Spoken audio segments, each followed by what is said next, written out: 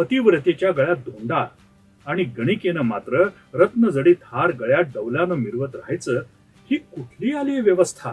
तत्व, निष्ठा आणि आदर्श या संकल्पना आजच्या काळात पुसट होत चालल्या असून एका जीव घेण्या खेळाचं भेसूर स्वरूपच आजच्या राजकारणाला आलंय. मी एकटाच जंगलातून वाट तुडवत चाललो होतो. त्याचं काही वाटत नव्हतं.